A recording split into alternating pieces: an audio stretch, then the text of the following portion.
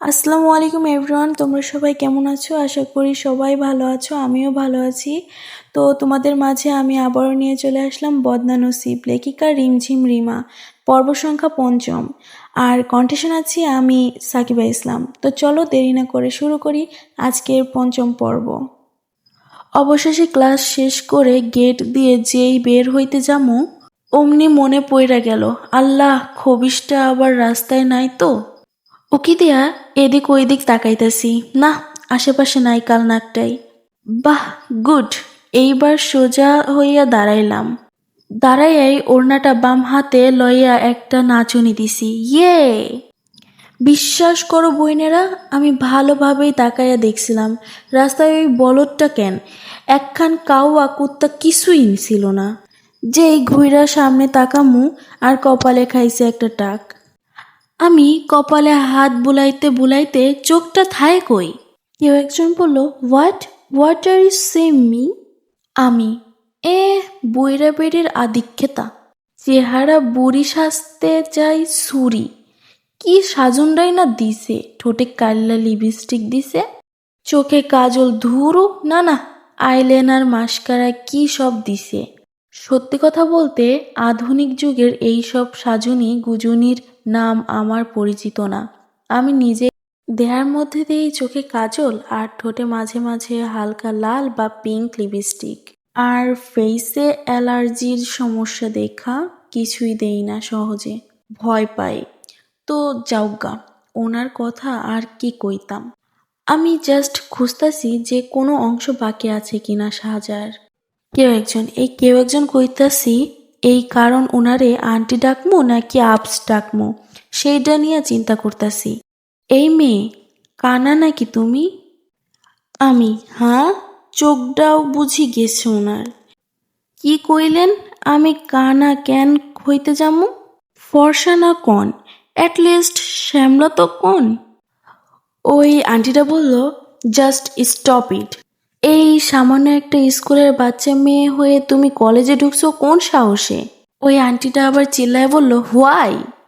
আমি অবাক হয়ে কইলাম, শেষমেশ আমার স্কুলে পাঠাইয়া দিল। আন্টিটা আবারও জোরে চিল্লায় বলল, টেল মি। আমি নিরাশ হইয়া বিরস মন লইয়া কইলাম, আমি তো বাচ্চা, তাইলে ইংলিশে কথা কন কেন? আমি কিছু বুঝি না। আন্টিটা দেখলাম রাগে কাঁপতেছে। আচ্ছা তোমরাই বলো বোনরা, উনি তো আমার সাথে একটু ভালোভাবেও কথা বলতে পারতো, তাও না উনি আয়সা কেন কেন করতেছে। আমি, আন্টি পানি খাবেন? ভালোবাসা বলছি কিন্তু। আন্টি, হোয়াট বইলাই সেই লেভেলের কাঁপতাছে। তুমি আমাকে আন্টি বললো কোন সাহসে, হ্যাঁ? আমি কইলাম মনে মনে, এইখানে ওই ঘটনা, ওনারে তো আমার কাকি দাদিগো মতো লাগে, সেই হিসাবে আন্টি বলছি তাই ঢের বেশি। সরি আপস। আন্টি বলল, মডার্ন তাই না? খুব আধুনিকের ছোঁয়া লাগছে গায়ে তাই না? তোমাদের মতো মেয়েরাই এই যুগটাকে নষ্ট করছে। এরা সার্কিট ব্যবহার করতে গিয়ে ভাষাকেই চেঞ্জ করে ফেলেছে। আমি মনে মনে কইতেছি, কি দোষ করছি আল্লাহ আমি? আমারে বাঁচাও। আন্টি বলল, এরা প্রবলেমকে প্রব বলে আন্টি ডাকে, আন্টস ডাকে, আবার কি সব আপস টাপস, যত সব আদিক্ষেতা ফর্মালিটি। আমি, সরি আন্টি, না না আপু, না না আন্টস, না মানে কি কইতাম। আন্টিটা আরও কিছু বলতেই যাইব, দেখি ওনার ফোন আসছে। উনি তারপর চলে গেল। আমার মনটা খুব খারাপ হয়ে গেছে। কেন আমাকে এইসবে বাছাই করা হয়? নিচে হয়ে যাইতাছি, মনে হলো কেউ আমাকে ডাকতেছে দূর থেকে। হালকা কইরা পিছনে চাইলাম, ওমা ওই পোলাটায় আবারও। চুপচাপ সামনের দিকে চাইয়া হাঁটতাছি, যেন আমি কিছুই দেখি নাই। আরও জোরে জোরে ডাকতেছে, মনে হইল প্রায় কাছেই আইসা পড়ছে। না না, এরে আমি চাই না দেখতে। দিলাম খিচ্চা দৌড়। সামনে মেডিকেল কলেজের কিছুটা কাছে যায় উষ্টা খাইয়া পড়লাম। আমি হাঁটুতে ব্যথা পাইয়া ওইখানেই বইসা পড়ছি। মনে নাই যে কামরাঙ্গা আমার পিছনে। ছেলেটা তখন আমার পাশে পায়ের উপরে ভর দিয়ে বইসা। আমি তখন ব্যথা পাইয়া চোখ বন্ধ কইরা কষা হওয়ার রুগীর মতো মুখ কইরা বইসা আছি। তখন ছেলেটা বলল, আচ্ছা ফুলিমা, তুমি কি পাগল টাগল হয়ে গেছো নাকি? আমি, কথা শুনে তাড়াতাড়ি চোখ খুললাম। হয় এই খেচড়া ফহিরে আমার পাশেই বইয়া রইছে। হুদ্দাই দৌড়াইলাম। ছেলেটা বলল, তুমি ব্যথা পাইছো? আমি, না সোনা, আরাম পাইছি। ছেলেটা, সোনা কি?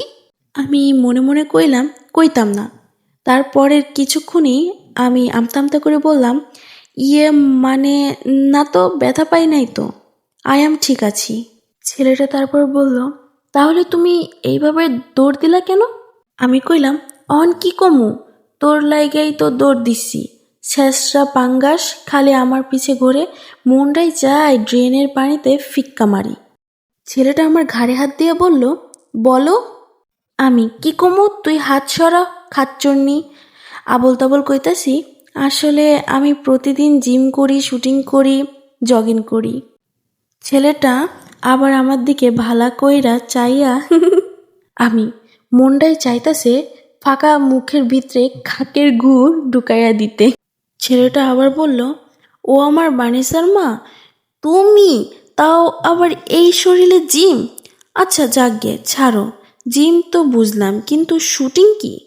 আমি মনে মনে কইলাম, এটা কখন কইলাম, দূরও ভালো লাগে না। তারপর আমি একটু হাইসাক কইলাম, না মানে কথার কথা, আসলে আমি প্রতিদিন সকালে এইসব করি তো, আজকে করতে পারিনি, তাই আর কি এখন জগিংটা সাইরা নিলাম। ছেলেটা একটু হেসে বলল, তাই বললা এইভাবে? আমি তো ভাবছি তোমাকে কুত্তায় তাড়া করছে। আমি মনে মনে কইলাম, করছেই তো, এই যে তুই। ছেলেটা একটু দুষ্ট হাসি দিয়ে কইল, এভাবে হেসো না, আমি কিন্তু থাকতে পারি না। আমি তো লজ্জায় মনে মনে কইতাছি, আল্লাহ গো, কি শরমের কথা। আমি আবার নিজেকে সামলিয়ে বললাম মনে মনে, তো আমার কি? তারপর আমি আবার ছেলেটার দিকে তাকিয়ে বললাম, আচ্ছা ঠিক আছে। তারপর উনি টেনে উঠালো। ভাবলাম আগের বারের মতো এইবার আবার আমারে কোলে লইব না তো? না না না না, তা কিছুতেই হইতে দেওয়া যাবে না। কিন্তু পায়ে তো ব্যথা, সে তো বুঝে যাবে। কি যে করি? আমি মনে মনে করলাম, আইডিয়া পাইছি। আমি তারপর কইলাম, আজ যাই, আমাকে তাড়াতাড়ি যেতে হবে। আর কথা না বাড়াইয়া একটা রিক্সা ডাকলাম। উঠটা পড়লাম রিক্সায়। ওমা, এই বেড়ায়ও ঠেইলা মেলা আমার লগে রিক্সায় উঠছে। আমি কইলাম, এটা কি করলেন? আপনি কেন উঠছেন? ছেলেটা বলল, বানিসার মা, আমাকে ফেলে যাবে কেন তুমি? আমিও তোমার সাথে যাব। দেখছুনি কাণ্ড, কেউ যদি দেখা ফেলায় আমাকে এইভাবে। তাড়াতাড়ি রিক্সার হুড উঠাইলাম। ছেলেটা লজ্জা পেয়ে বলল, ফুলির মা, তুমি এত রোমান্টিক কেন? এইভাবে কেউ হুড উঠায়? আমার তো এখন লজ্জা করতেছে। আমি মনে মনে করলাম, কয় কি এডাই, বোঝে ডাকি, আর পাইছে ডাকি। লজ্জা করলে মুখে পলিথিন বাইন দেয়, মরা চিংড়ি কহনকার। ছেলেটি আবার আমার দিকে তাকিয়ে বলল, জানো ফুলির মা, আমি কখনো এইভাবে কোনো মেয়ের সাথে এত মিশি নাই, এইভাবে যাওয়া আসাও করি নাই। আমি মনে মনে কইলাম, তোরে যাইতে আইতে কইছে কেডা, সর হ্যান্তিকা। ছেলেটি আবার বলল, জানো, জানি না, তোমায় দেখলে আমার খুব ভালো লাগে। আমি একটু মুচকে আসলাম। ছেলেটি আমার হাসা দেখে ও মুচকে আসলো। ছেলেটি বলল, ফুলির মা, তোমার ফেসবুক আইডির নাম কি?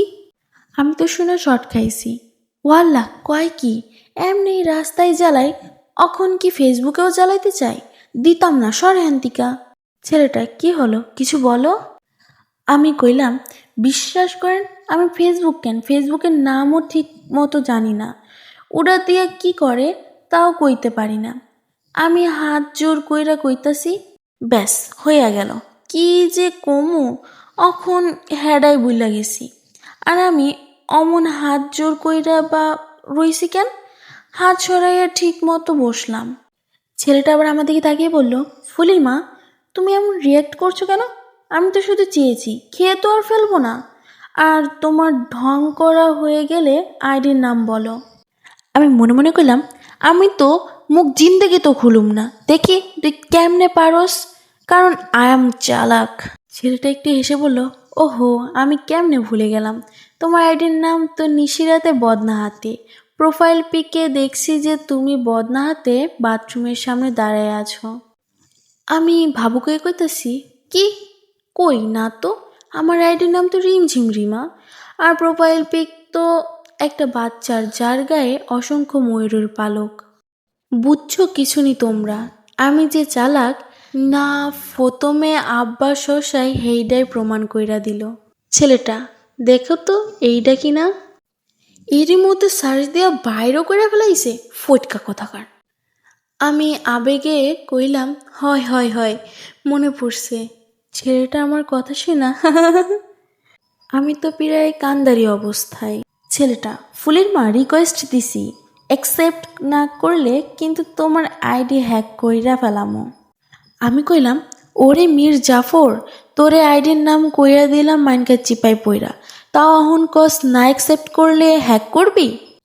আমি আবার হাসতে হাসতে গেলাম, আচ্ছা আচ্ছা করমু তো, আমি কখন কইছি যে করুম না, দুষ্টু কথাকার, খালি বেশি বুঝে। অবশ্যই অবশ্যই, হোয়াই নট। ছেলেটা আমার ডান গালে হালকা চাপ দিয়া কয়, গুড গার্ল, আমার বানিসার মা। আমি মনে মনে কইলাম, আমার বালের মা। নামলাম রিক্সা থিকা। অন জামু আবার কই, ফুলির মা শোনো। আমি কইলাম, কি? ছেলেটা বলল, বিকালে আমার সাথে কি তুমি একটু দেখা করতে পারবা? আমি কইলাম, কোন দুঃখের হতচ্ছাড়া, ঠেকা নাকি তোর লগে আমি ঘুরতে যাবো? না আসলে পাইছি, আসলে আমি বললাম না যে আমাকে প্রচুর কাজ করতে হয়, এই তো এখন গিয়ে 12 জনের রান্না করতে হবে হুদ্দাই। আমি দেখলাম ছেলেটা কি যেন ভাবলো, আমি জানি না। তারপর কইল, আচ্ছা ঠিক আছে যাও তুমি, আর শোনো খুব শীঘ্রই তোমার সাথে আমার খুব কাছাকাছি দেখা হবে। ছেলেটা বইলাই দেখলাম চইলা গেল। আমি কিছুই বুঝলাম না মাথা মুন্ডু। যাই হোক, আমাকে এখন রুমে যাইয়া খাওয়ান খাইতে হইব, অনেক খিদা লাগছে। খাইয়া দেয়া ঘুমাইলাম বেশ ভালো মতনই। বিকালে আমি আবার মাঠে গেলাম। আমি তেমন বাইর হই না, শুধু কলেজ, কোচিং আর মাঝে মাঝে এই মাঠ। ক্যাডাজনে পিছন থেকে কইল একজন, হেই বেবি। আমি, ক্যাডারে? একজন, আমি কইলাম, আরে আপু, কি ভাবছেন ওই লুচ্চাটাই? জি না, আমার এক আপু।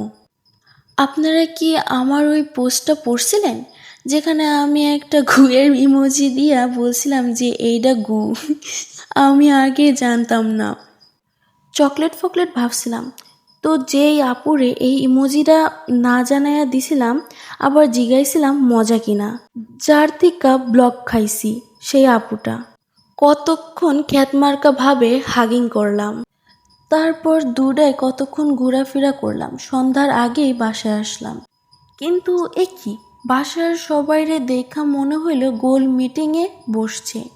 কাহিনীটা কি? আজকের বদনা নসিবের 5ম পর্ব এখানেই শেষ করছি। ভালো লাগলে লাইক আর কমেন্ট করো, আর হ্যাঁ সাবস্ক্রাইব করতে ভুলো না।